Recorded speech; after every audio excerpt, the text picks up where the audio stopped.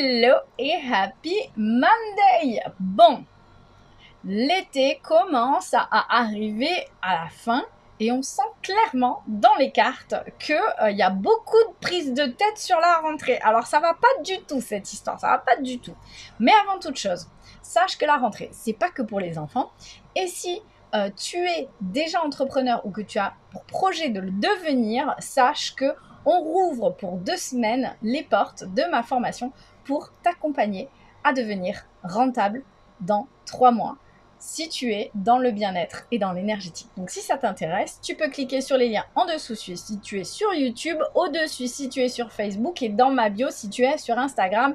Le programme s'appelle Booste ton activité et tu y trouveras les clés pour lancer ton activité, pour la développer, pour être visible, pour attirer plus de clients et être rentable dès le 3e mois.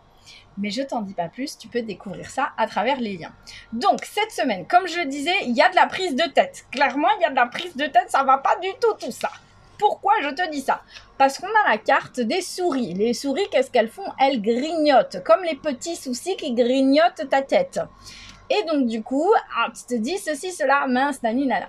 Hein, voilà. Et en plus, on a la carte de la réalisation de soi. Donc ça, la carte de la réalisation de soi, c'est toutes les fois où tu vas faire passer les autres avant toi, avant ta réalisation, avant ton bonheur, où tu vas te saboter, t'auto-saboter pour des raisons X ou Y, mais clairement où tu vas faire passer l'autre avant toi. Et ça va pas du tout.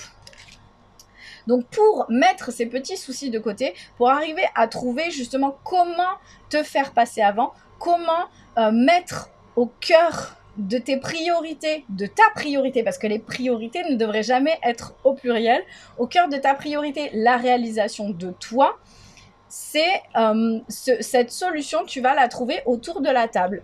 On a la carte de la table. La carte de la table, c'est qu'en gros, c'est en étant en discussion avec les autres, en étant autour d'une table avec ta famille ou avec d'autres entrepreneurs ou avec d'autres personnes, en écoutant les autres parler, en parlant de ton problème, de tes problématiques, de tes soucis, de ce qui te grignote en ce moment, tu vas avoir des solutions. Les autres vont être apporteurs de solutions, de manière dont eux, ils ont géré le conflit, et ça va être la clé pour toi.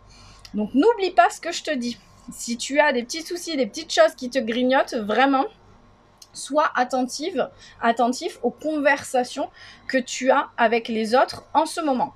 Au niveau des conseils, ton corps, lui, il te sent à côté de la plaque. Donc, clairement, forcément, les soucis, ils grignotent. Hein. Si tu as l'impression d'être à côté de toi-même et qu'il n'y a rien qui est aligné à un niveau physique et énergétique, forcément, ça ne va pas aider.